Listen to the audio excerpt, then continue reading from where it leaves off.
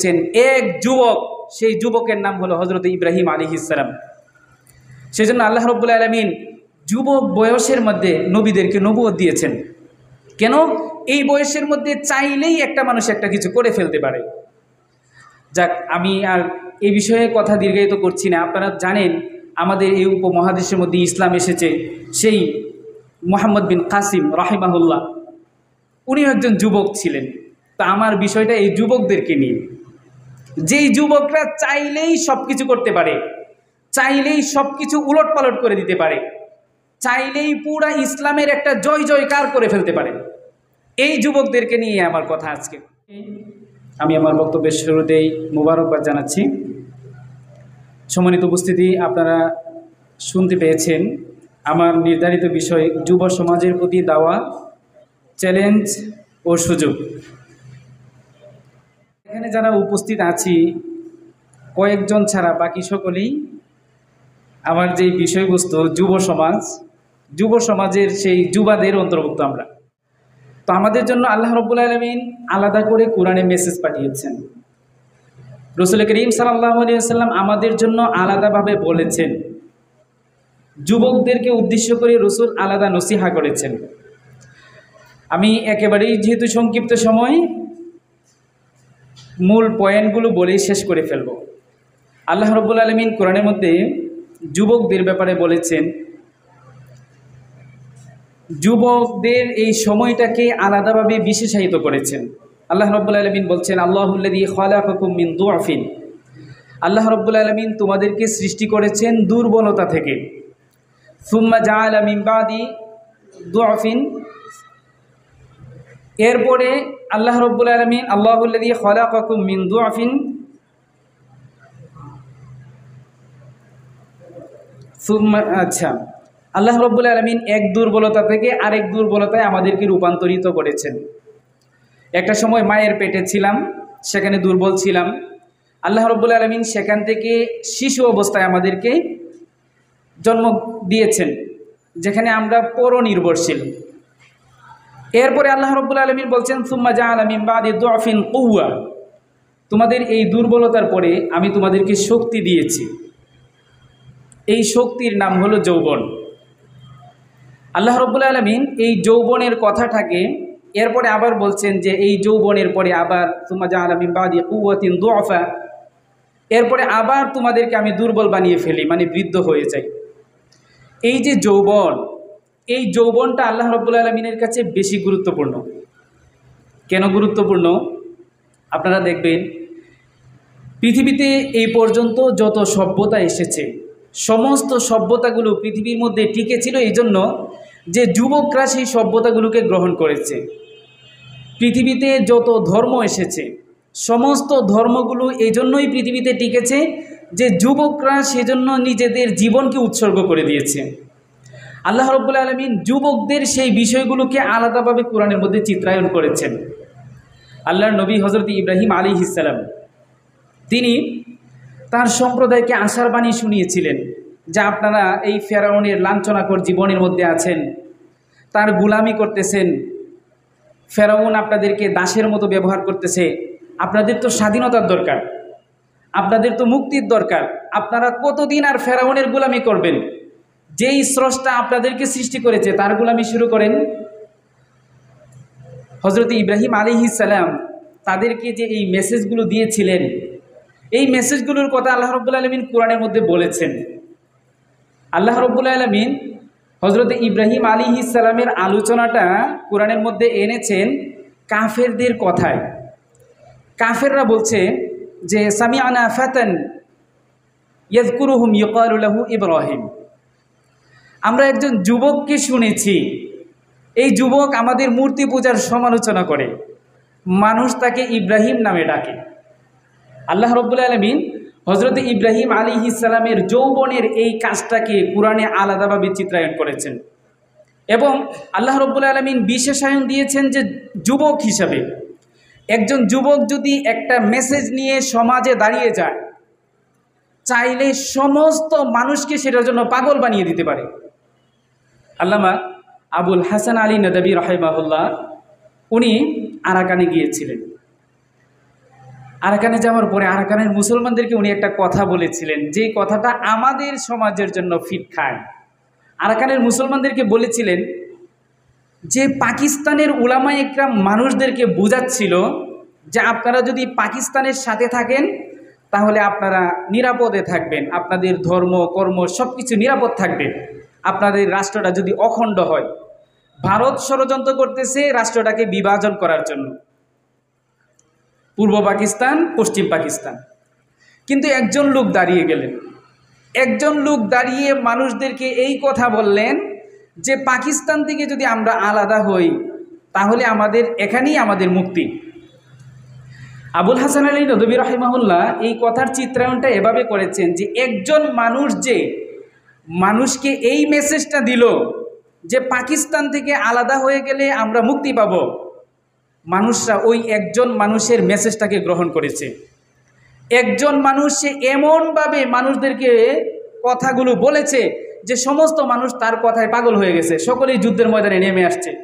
তো আমরা স্বাধীনতা লাভ করেছি। বলছিলাম একটা কথা, সেটা হলো একজন যুবক যদি দাঁড়িয়ে যায়, একজন যুবক পুরো একটা নেশনকে চেঞ্জ করে ফেলতে পারে, পুরো একটা জাতিকে বিনির্মাণ করতে পারে। আপনারা অবাক হবেন, হযরত ইব্রাহিম আলাইহিস সালাম যে যুবক বয়সে এই মেসেজটা নিয়ে দাঁড়াইছিলেন যে আল্লাহর একত্ববাদকে মানতে হবে, মূর্তি পূজা ছেড়ে দিতে হবে। আল্লাহ রাব্বুল আলামিন হযরত ইব্রাহিম আলাইহিস সালামের হাত ধরে অনেক মানুষকে হেদায়েত দিয়েছেন। আল্লাহ রাব্বুল আলামিন হযরত ইব্রাহিমকে বলছেন ইন্না ইব্রাহিমা কানা উম্মা। ইব্রাহিম এমন এক কাজ করেছে যে সে নিজেই একটা সম্প্রদায়, একটা বিশাল এক জাতিতে পরিণত হয়েছে। আমরা অনেক সময় মানুষকে বলি যে এই মানুষটা এই পরিমাণ কিতাব পড়েছে, বই পড়েছে যে সেই এখন লাইব্রেরি হয়ে গেছে, সে এখন বিশ্বকোষ হয়ে গেছে, মানে বিশ্বকোষের মধ্যে যা কিছু আছে সব কিছু তার ভিতরে আছে। আল্লাহ রাব্বুল আলামিন হযরত ইব্রাহিম আলাইহিস সালামের চিত্রায়নটা করেছেন ইন্না ইব্রাহিমা কানা উম্মা। ইব্রাহিম আলাইহিস সালাম একা একজন মানুষ, পুরা একটা জাতি ছিল, মানে একটা জাতির পরিবর্তন করেছেন এক যুবক, সেই যুবকের নাম হলো হযরত ইব্রাহিম আলাইহিস সালাম। সেজন্য আল্লাহ রাব্বুল আলামিন যুবক বয়সের মধ্যে নবীদেরকে নবুয়ত দিয়েছেন। কেন? এই বয়সের মধ্যে চাইলেই একটা মানুষ একটা কিছু করে ফেলতে পারে। যাক, আমি আর এই বিষয়ে কথা দীর্ঘায়িত করছি না। আপনারা জানেন আমাদের এই উপমহাদেশের মধ্যে ইসলাম এসেছে সেই মুহাম্মদ বিন কাসিম রাহিমাহুল্লাহ, উনি একজন যুবক ছিলেন। তা আমার বিষয়টা এই যুবকদেরকে নিয়ে, যেই যুবকরা চাইলেই সব কিছু করতে পারে, চাইলেই সব কিছু উলট পালট করে দিতে পারে, চাইলেই পুরা ইসলামের একটা জয় জয়কার করে ফেলতে পারে, এই যুবকদেরকে নিয়ে আমার কথা আজকে। আমরা যেই যুবকের স্বপ্ন দেখি, এই যুবক হলো এরকম টাইপের যুবক যারা ইব্রাহিমের মতো হবে, হযরত ইব্রাহিম আলাইহিস সালামের মতো হবে, যারা হযরত আলী রাদিয়াল্লাহু তাআলা আনহুর মতো হবে, যারা হযরত ওমর ফারুক রাদিয়াল্লাহু তাআলা আনহুর মতো হবে। এইরকম মানুষ হওয়া কিন্তু আমাদের পক্ষে অসম্ভব নয়, কিন্তু আমরা সেরকম মানুষ হওয়ার চেষ্টা করছি না, যে আমরা এরকম মানুষ তৈরি করতে পারছি না, যে এটা হলো আমাদের জন্য হতাশার, দুঃখের। আমরা যেই যুব সমাজের স্বপ্ন দেখি, এই যুব সমাজ আমরা কেন বিনির্মাণ করতে পারতেছি না? আমার বিষয়বস্তু নির্ধারণ করা হয়েছে যে চ্যালেঞ্জ এবং সুযোগ, যে আমরা আমাদের স্বপ্নে কেন পৌঁছাতে পারছি না, সমস্যাটা কোথায়? আমরা তো এখন, হুজুর কিছুক্ষণ আগে বলেছেন একটা কথা, যে মানুষ বলে এই কথা যে বাংলাদেশ হলো মুসলিম দেশ, এদেশে মুসলমানদের সংখ্যা বেশি, বাস্তবতায়ও বেশি। কিন্তু সব কিছু বেশি হওয়া সত্ত্বেও আমরা কেন আমাদের সেই বিজয়ের চূড়ান্ত সীমায় পৌঁছতে পারতেছি না? কেন পারছি না? আমাদের এই দিকগুলো চিহ্নিত করা দরকার। আমাদের যে যুব সমাজ পুরা ইসলামের বিজয় ডেকে আনবে, ইসলামের জন্য নিজেদের জানকে কুরবান করবে, আজকে এই যুব সমাজের মধ্যে সেই চেতনাই নাই কেন? আমাদের এই বিষয়গুলো ফাইন্ড আউট করা দরকার। আমরা যদি এই বিষয়গুলো যদি ঠিক করতে পারি, তাহলে এখান থেকে উত্তরণের পথ বের করা সহজ। আপনি যখন জানবেন যে আপনি এখন একটা মামলায় আবদ্ধ হয়ে যাবেন সামনে, আপনার নামে ওয়ারেন্ট জারি হয়েছে, এটা যখন বুঝতে পারবেন, জানতে পারবেন, তখন আপনি আদালতে যাবেন যে ভাই আমাকে অগ্রিম জামিন দেন। আপনি জানেনই না, হঠাৎ করে পুলিশ এসে আপনাকে ধরে নিয়ে যাবে যে ওয়ারেন্ট তো জারি হয়ে গেছে। তো আমরা উত্তরণের পথগুলো বের করার জন্য যেই যুবকদের স্বপ্ন আমরা দেখি, এই যুবকরা ওই গুণে গুণান্বিত হওয়ার জন্য যুবকদের মধ্যে কি সমস্যা, এইগুলো নিয়ে আমাদের একটু আলোচনা করা দরকার। যেই বিষয়গুলো যুবকদেরকে এখন পিছনে ফেলে রেখেছে, এই বিষয়গুলো আমাদের ফাইন্ড আউট করা দরকার। সম্মানিত উপস্থিতি, সময় একেবারেই সংক্ষিপ্ত, আমি একেবারে অল্প কয়েকটা কথা বলেই শেষ করে ফেলব। এটা আমাদের সকলের জন্যই, আমরা যারা পিতামাতা আছি আমাদের জন্য আরও বেশি গুরুত্বপূর্ণ। আমার সন্তানটা কিভাবে গড়ে উঠবে? প্রথমত আমাদের এই সমাজটা, এখন আমরা যদি এই রানিং সমাজটার দিকে তাকাই, তখন সর্বত্রই একটা জিনিসের আমরা দেখব, সেটা হলো অবক্ষয়। যুব সমাজের মধ্যে সব থেকে বেশি অবক্ষয়, চারিত্রিকভাবে অবক্ষয়, মানসিকভাবে অবক্ষয়, শারীরিকভাবে অবক্ষয়। একেবারে আমাদের পুরা যুব সমাজটাকে এমনভাবে কাবু করেছে, বুড়ারা এই তুলনায় ভালো আছে।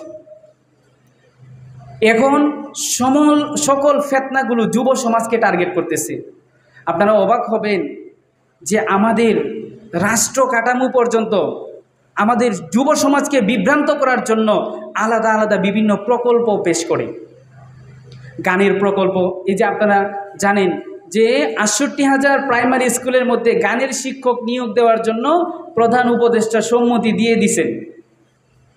প্রধান উপদেষ্টা সম্মতি দিয়ে দিয়েছেন, আমরা আমাদের বাচ্চাদেরকে যেন একেবারে অঙ্কুরেই নষ্ট করে ফেলতে পারে। আমার যেই বাচ্চাটা ইমান নিয়ে বড় হবে, ইমানি চেতনা নিয়ে বড় হবে, ছোট বাচ্চা বলে যে বাবাকে মানে পা লাগছে, মা বলে যে এই গুনাহ হবে কিন্তু বাবার শরীরে পা লাগলে, তো ছোট বাচ্চা আর বাবার শরীরে পা লাগায় না। তার অন্তরের ভিতরে ওইটা ঢুকে গেছে যে পিতাকে এভাবে সম্মান করতে হয়, এটা গুনার কাজ, ওইটা থেকে বিরত থাকতে হয়। ছোট বয়সের মধ্যে মানুষের অন্তরের মধ্যে এই বিষয়গুলো বসে গেলে, বড় হয়ে গেলে সে অটোমেটিক ভালো হয়ে যায়। কিন্তু রাষ্ট্রীয়ভাবে আমাদের এই সন্তানদেরকে বিভ্রান্ত করার জন্য একেবারে অঙ্কুরেই যেন বীজটা নষ্ট হয়ে যায়, সেজন্য সরকার বিশাল শত শত কোটি টাকা, হাজার হাজার কোটি টাকার প্রকল্প নিয়েছে। 68,000 স্কুলের মধ্যে সঙ্গীতের শিক্ষক নিয়োগ দিবে। তো সঙ্গীতের শিক্ষক কি নিয়োগ দিবে? আমাদের বাচ্চাদেরকে কোরআন হাদিস শিখাবে, সেখানে সঙ্গীতের শিক্ষক শিখাবে, গান কিভাবে গাইতে হয়, নাচ কিভাবে নাচতে হয়, নাচের সময় কি ভঙ্গিমা করতে হয় সেটা শিখাবে। আর গানের মধ্যে ভালো জিনিস থাকে? গানের মধ্যে কি মানুষের হেদায়েতের কথা আছে? সমস্ত রকমের অশ্লীলতা। মানে বলছিলাম, আমাদের যুব সমাজকে নষ্ট করার জন্য, একেবারে অঙ্কুরে শেষ করে ফেলার জন্য রাষ্ট্রীয় প্রকল্প কাজ করতেছে। হুজুর তো এনজিও সংস্থাগুলোর কথা বলেছেন, হুজুর এটা নিয়ে অনেক কাজ করেন, বিভিন্ন এনজিও নিয়ে। ভাই, এনজিও থেকে বড় যে রাষ্ট্রের অধীনে আমরা থাকি, এই রাষ্ট্রই তো আমাদেরকে বিভ্রান্ত করে ফেলতেছে। এই রাষ্ট্রই তো আমাদের ইমানকে ধ্বংস করার জন্য বিশাল এক এজেন্ডা বাস্তবায়ন করতেছে। আপনারা অবাক হবেন, সিলেবাসগুলোতে এমন কিছু এরা ঢুকাইছে, আমাদের যুব সমাজ কেন হেদায়েতের পথে আসতেছে না? যারা বেশি শিক্ষিত এরা আরো বেশি সমস্যা কেমন? মানে শিক্ষিত হওয়ার সমস্যা নয়, আমরা যেহেতু এই বিষয়গুলো ফেস করতেছি সেজন্য আপনাদেরকে বলতেছি, একটা মানুষ যখন মূর্খ থাকে তখন তাকে বোঝানো যায় ভাই ইসলামই একমাত্র সত্য ধর্ম, এটাই মানতে হবে, অন্য কোনো ধর্ম মানা যাবে না। আর যারা শিক্ষিত তাদের সিলেবাসের মধ্যে শেখানো হয়েছে সকল ধর্মকে সম্মান দিতে হবে, সব ধর্ম ইকুয়াল, বরাবর। সুতরাং তুমি ইসলাম মানো আর কি। মানে আমাদের সিলেবাসের মধ্যে যেভাবে রামকে সম্মান করা শেখানো হচ্ছে, এভাবেই আমাদের প্রিয় নবীজি মুহাম্মদ সাল্লাল্লাহু আলাইহি সাল্লামকে সম্মান করা শেখানো হচ্ছে। রাম আর আমাদের নবীজি কি সমান? গণেশ আর আমাদের নবীজি কি সমান? আমাদের সিলেবাসগুলো এই প্রজেক্ট হাতে নিয়েছে যে আমাদের বাচ্চাদের ইমানকে কিভাবে ধ্বংস করা যায়। আমাদের যুব সমাজ যারা স্কুল কলেজে পড়তেছে তারা তো আর জানে না কোন কথাটা ইসলামের বিপরীত গেল, কোনটা হাদিসের বিপরীত গেল, কিন্তু অনায়াসে পড়তেছে। সব থেকে ভয়ঙ্কর কথা হচ্ছে, আমরা মনে করি আলিয়া মাদ্রাসাগুলো মনে হয় একটু ভালো। আলিয়া মাদ্রাসার মধ্যে ইমান বিধ্বংসী কথাবার্তা আরও বেশি। ইসলামের ইতিহাস বই তো এমনভাবে আজগবি ইতিহাস দিয়ে সাজাইছে, সাহাবা একরাম রাদিয়াল্লাহু তাআলা আনহুমকে গালিগালাজ করে এই বই যদি কেউ পড়ে আর সেটাকে যদি সে ধারণ করে, সাথে সাথে সে কাফের হয়ে যাবে। আপনাদেরকে এটার ভয়াবহতার কথা বলছিলাম যে আমরা আমাদের যুব সমাজকে কেন উদ্ধার করতে পারতেছি না।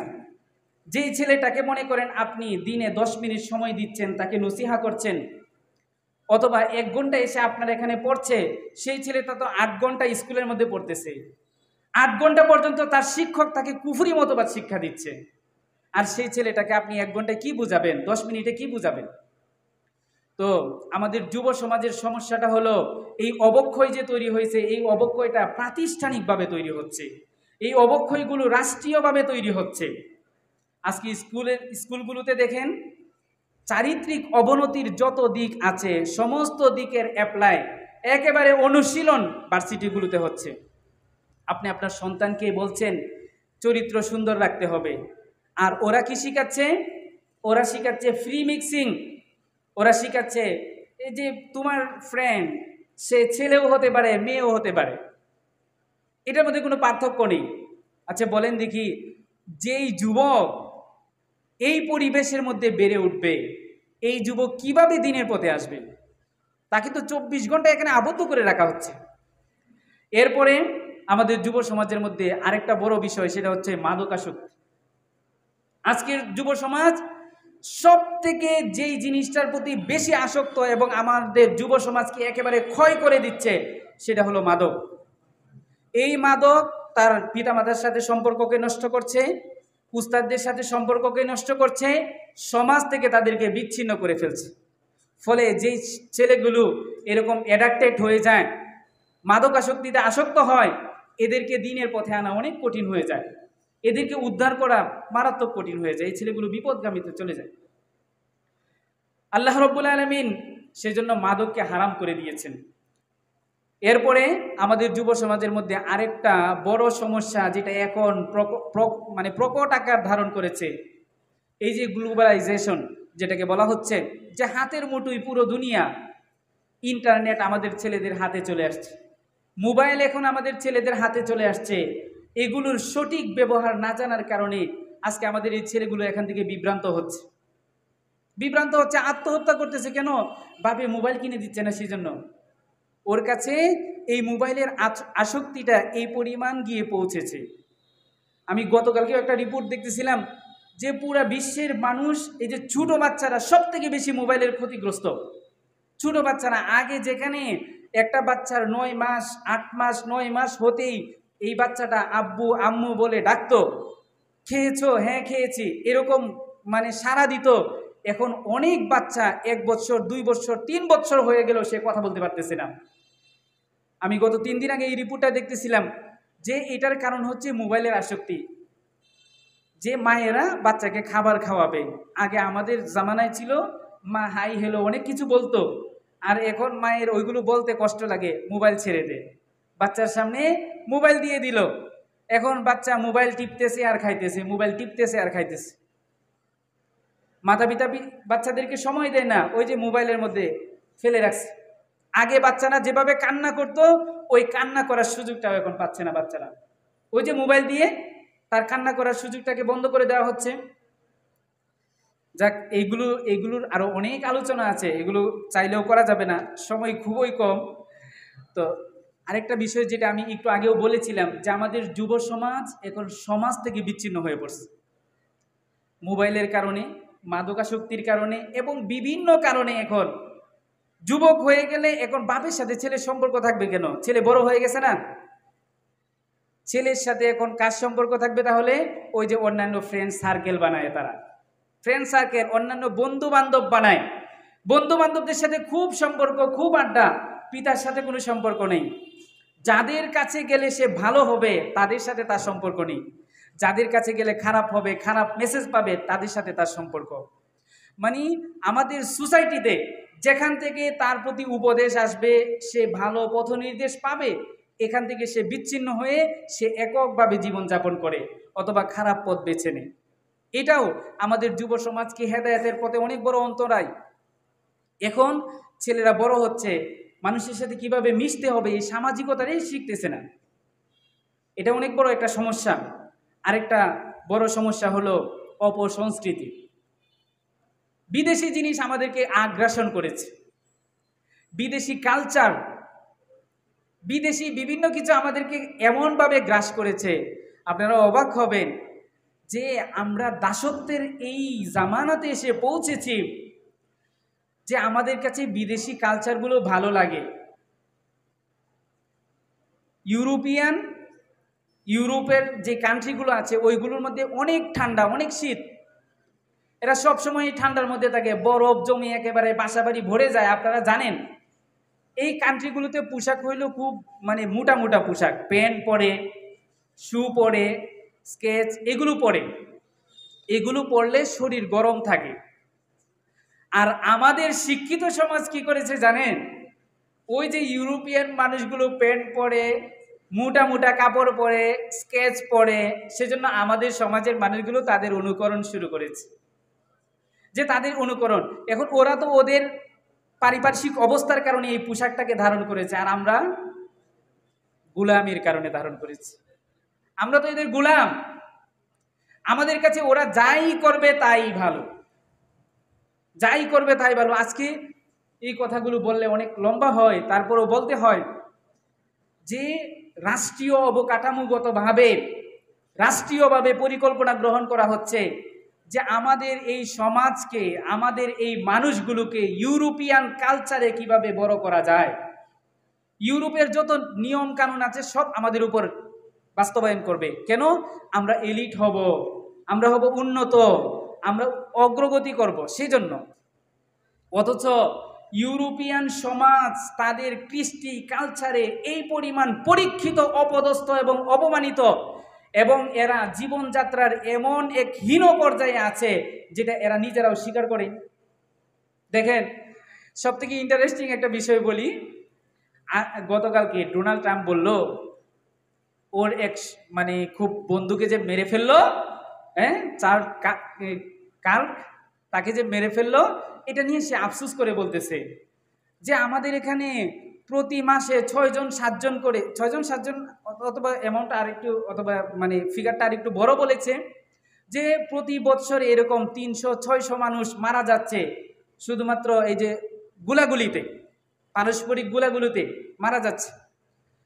পরের কথাটা ইন্টারেস্টিং, সে বলছে যে আমাদের থেকে অনুন্নত আফগানিস্তান, সেই রাষ্ট্রটা কত স্থিতিশীল, সেখানে কেউ মারা যাচ্ছে না, সেখানে মানুষ নিরাপদে বসবাস করতেছে, তাহলে কি আমরা উন্নত হয়েও আমরা আমাদের জনগণের নিরাপত্তা দিতে পারছি না? আমার কথাটা হচ্ছে, শুনে, যে ইউরোপ নিজে স্বীকার করতেছে যে সে নিজে এই জায়গাটাতে ব্যর্থ, আর আমরা যখন বলি আমাদের দেশটা আফগানিস্তানের মতো করে আমরা সাজাবো, নিজেরা স্বাবলম্বী হব, পরাধীনতার শৃঙ্খলকে ভেঙে দিব, মানুষের নিরাপত্তা বিধান বাস্তবায়ন করব, তখন আমাদেরকে বলে দেশটাকে আবার আফগানিস্তান বানাবেন। বুঝতে পেরেছেন? ইউরোপরা ফিরে আসতে যাচ্ছে আফগানিস্তানে, আফগানিস্তানকে তারা মডেল বলতেছে, আর আমাদের এই গাঁজাখুরি বুদ্ধিজীবী আর সরকারে যেগুলো আছে সেগুলো আমাদেরকে নসিহা করে আবারও আফগানিস্তানে ফিরে যাবেন।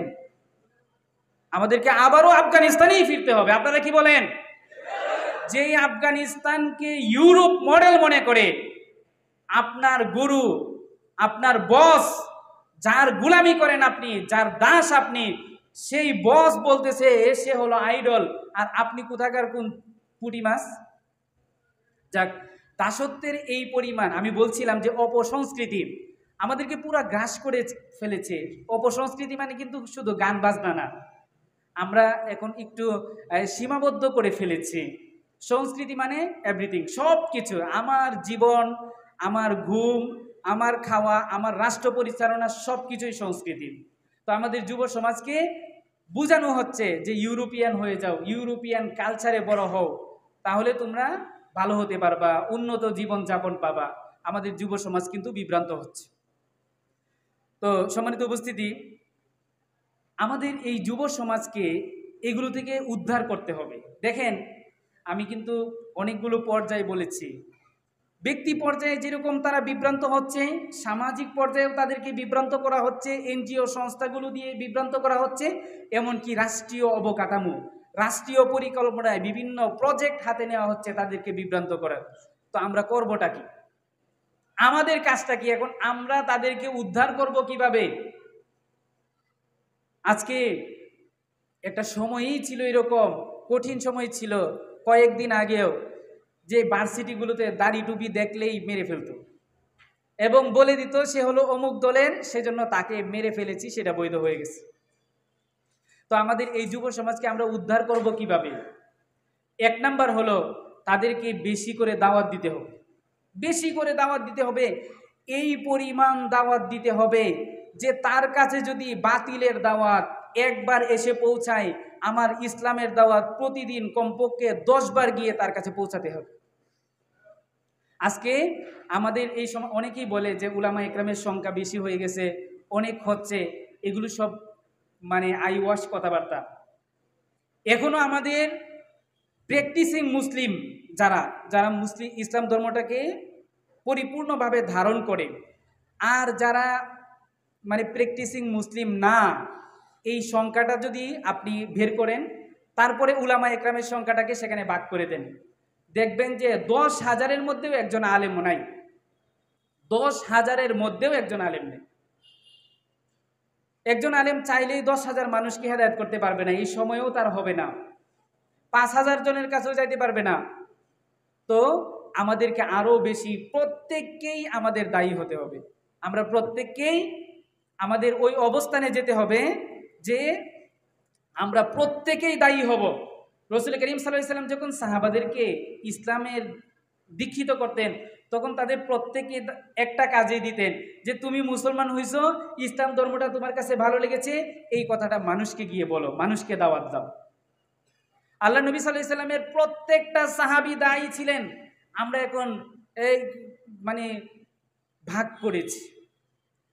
করেছি কিছু মানুষ 5 ওয়াক্ত নামাজি, অমুককে অমুক হলো 5 ওয়াক্ত নামাজ পড়ে মসজিদে গিয়া, আর অমুক হলো তাবলিগের সাথে, আর অমুক হলো রাজনীতি করে, মানে ক্লাসিফিকেশন ভাগ করেছি। রসুলের জামানায় এরকম কোনো ক্লাসিফিকেশন ছিল না, প্রত্যেকটা মুসলমান দায়ী ছিল। হুজুর বলেছেন খ্রিস্টানদের কাজ এই পরিমাণ বিস্তৃত হচ্ছে, অবাক হয়ে যাবেন। খ্রিস্টানদের সংখ্যা এত বেশি না। আমাদের স্বাধীনতার সময় যখন আমাদের দেশ স্বাধীন হচ্ছে, তখন খ্রিস্টানদের সংখ্যা ছিল সর্বোচ্চ 1,02,1 ছিল। আর এখন খ্রিস্টানদের সংখ্যা কত আপনারা জানেন? আপনারা জানেন খ্রিস্টানদের সংখ্যা কত? হ্যাঁ, প্রায় কোটির কাছাকাছি, 90 লাখের উপরে খ্রিস্টানদের সংখ্যা এখন রানিং বাংলাদেশে। 50 বছরে প্রত্যেকটা খ্রিস্টান 10 জন করে বাচ্চা জন্ম দিছে, ঠিক না? আপনাদের কাছে কি মনে হয়? হ্যাঁ, 50 বছরে তো আমরা একটা প্রজন্মই তো পার হলাম, তাই না? 10 জন করে বাচ্চা জন্ম দিছে না? সেই জন্য তো 1 কোটি হয়েছে। ও ভাই, খ্রিস্টানরা 1 জন 2 জন করে বাচ্চা জন্ম দেয়, আর একজন খ্রিস্টান 10 জন মুসলমানকে খ্রিস্টান বানাইছে। আপনি আপনার ইসলাম ধর্ম নিয়ে, আমি আমার ইসলাম ধর্ম নিয়ে পড়ে আছি, আমি বলছি যে আমি প্র্যাকটিসিং মুসলিম, আমি নামাজ পড়তেছি, বাস এনাফ। কি যে সময়ের মধ্যে আমরা যাচ্ছি, আমাদের এই পরিমাণ অবনতি, এই পরিমাণ আমরা ইয়াতে আছি, এটা বলার বাহিরে। মাঝে মাঝে হতাশা চলে আসে। আমরা আমাদের নিজ সম্প্রদায়কে এই কথাটা তো বুঝাতে পারছি না যে আপনি যে নামাজ পড়তেছেন, নামাজ পড়াটা যেরকম ফরজ, আরেকজন মানুষকে এই নামাজের দিকে ডাকা, ইসলামের দিকে ডাকা, সেটাও সেই পরিমাণ ফরজ। আল্লাহ রাব্বুল আলামিন সেটা ফরজ করে দিয়েছেন, কিন্তু আমরা সেটার মধ্যে নাই। অন্যান্য ধর্মের অনুসারীরা তারা কিন্তু আমাদের থেকে অনেক আগায়। এখন মুসলমানরা খ্রিস্টান হইতেছে, অবাক করা বিষয় হচ্ছে মুসলমানরা এখন হিন্দুও হইতেছে। এইগুলোর সব দায়ভার কিন্তু আমাদের উপরে, সব দায়ভার, একেবারে চোখ বন্ধ করে। আল্লাহ নবী সাল্লাল্লাহু আলাইহি ওয়াসাল্লামের সাহাবীরা যে আদর্শের উপরে ছিল, এই আদর্শকে আমরা পরিত্যাগ করার কারণে এমন অনেক কঠিন বাস্তবতার কথা বলছি। অনেক আলেমের ছেলে, হুজুর তো বলেছেন যে ইমাম সাহেব, অনেক মসজিদের ইমাম সাহেব খ্রিস্টান, হুজুর বলেছেন না? বাংলাদেশের অনেক আলেমের ছেলে খ্রিস্টান হয়ে গেছে, নাস্তিক হয়ে গেছে, মুরতাদ হয়ে গেছে। অনেক মৌলানা সাহেব মুরতাদ হয়ে গেছে। যাক, তো ভাই আমাদের এই যুব সমাজকে বাঁচানোর জন্য আমাদের প্রত্যেককেই বিশাল এক পরিকল্পনা হাতে নিতে হবে যে আমি দাওয়াতের কাজ করব। আমার মাধ্যমে মানুষ ইসলামটাকে জানবে। আল্লাহ নবী সাল্লাল্লাহু আলাইহি সাল্লাম এই কাজটাই করেছেন। আরেকটা বিষয় হচ্ছে যে যুবকদেরকে দাওয়াত দিতে গিয়ে আমরা সবথেকে বেশি সমস্যার যেটা সম্মুখীন হই সেটা হচ্ছে দেখা যায় যে যুবকরা অলরেডি বিভ্রান্ত হয়েই আছে। কিছু যুবক আছে মাদকাসক্ত, কিছু যুবক আছে সামাজিকভাবে অন্যান্য অপরাধের মধ্যে জড়িত, এমনকি পলিটিক্যাল ব্যাকগ্রাউন্ডের হওয়ার কারণে সেও ওই রকম অপরাধের মধ্যে জড়িত। আমরা এই মানুষগুলোকে অ্যাভয়েড করে চলি, অথচ এদের কাছে আরও বেশি যাওয়া দরকার আমাদের। যেই যুবকগুলো মাদকাসক্ত হলো এদের কাছে যাওয়া দরকার। যেই যুবকগুলো আজকে বিভিন্ন রকমের ফিতনা, বিশেষ করে নারী গঠিত ফিতনায় নিমজ্জিত হয়ে গেছে, আমরা মনে করি ও তো প্রেম করে পুরা বিয়ে করে লাইছে, এখন আর ওরে কি দাওয়াত দিব, অথবা আরো হাবিজাবি অনেক কিছু করে। আমি বলছি না বিষয়গুলো, মানে পরিষ্কার করে বলছি না অন্য কারণে। যাক, তো আমাদের তাদেরকেও টার্গেট করা দরকার। তাদের জন্য আমার ইসলাম। আল্লাহ নবী সাল্লাল্লাহু আলাইহি সাল্লামের কাছে এক সাহাবী এসে বলেন, ইয়া রাসূলুল্লাহ, ইসলাম ধর্ম গ্রহণ করব, তবে আমাকে অনুমতি দিতে হবে। কিসের? বলে যে আগে থেকে জেনা করে অভ্যাস, জেনার অনুমতি দিতে হবে। আল্লাহ নবী সাল্লাল্লাহু আলাইহি সাল্লাম জিজ্ঞাসা করলেন যে তুমি যার সাথে জেনা করো সে কারো মা না? বলতেছে হ্যাঁ কারো মা।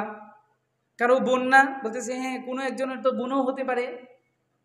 তাহলে কারো মেয়ে না? বলতেছে হ্যাঁ কোনো একজনের তো মেয়ে হবেই। তো আল্লাহ নবী সাল্লাল্লাহু আলাইহি সাল্লাম বললেন, তোমার বোনের সাথে যদি এরকম কাজ করে? বলেছে ইয়া রাসূলুল্লাহ, আমার বোনের সাথে এরকম কাজ করলে তো কল্লা ফেলে দেব। আর যদি তোমার মেয়ের সাথে করে? ইয়া রাসূলুল্লাহ, কল্লা ফেলে দেব। আর তোমার মায়ের সাথে করলে? বলতেছে ইয়া রাসূলুল্লাহ, অবশ্যই কল্লা ফেলে দেব। আল্লাহ নবী সাল্লাল্লাহু আলাইহি সাল্লাম বললেন, তাহলে তুমি আরেকজনের মায়ের সাথে, বোনের সাথে আর মেয়ের সাথে করলে সে কষ্ট পায় না? কথাটা শুনে আল্লাহ নবী সাল্লাল্লাহু আলাইহি সাল্লাম ওই সাহাবী সাথে সাথে বললেন যে আমি আর কখনো জেনা করব না। আমাদের কাছে যদি কোনো যুবক এসে বলে যে হুজুর চিল্লাই যাব, ঠিক আছে, কিন্তু ওই যে টানি যে ওইটা কিন্তু ছাড়তে পারবো না, অথবা ওই যে কোনো একটা নেশা আছে, নেশাটা ছাড়তে পারবে না, চিল্লাই যাবে, ওরে তোর চিল্লার দরকার নাই, তুই মসজিদ গিয়ে নাপাক করবি, তুই তা। কথা বুঝে আসছে? অথচ এই যুবকটা যদি চিল্লায় যায়, এক চিল্লা দিয়ে আসুক না, পরে দেখেন না তার পরিবর্তনটা কি হচ্ছে।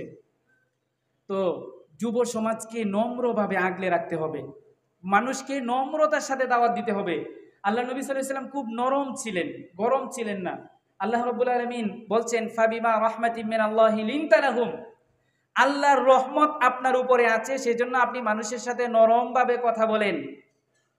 আল্লাহর রহমত যার উপরে আছে সে নরমভাবে কথা বলে, আর যার উপরে আল্লাহর গজব সে গরমভাবে কথা বলে। আল্লাহ নবী সাল্লাল্লাহু আলাইহি ওয়াসাল্লাম নরম ছিলেন। এরপরে আল্লাহ রাব্বুল আলামিন বলছেন, ওয়ালাউ কুনতা ফাযযান, যদি আপনি গরম হইতেন, গলিয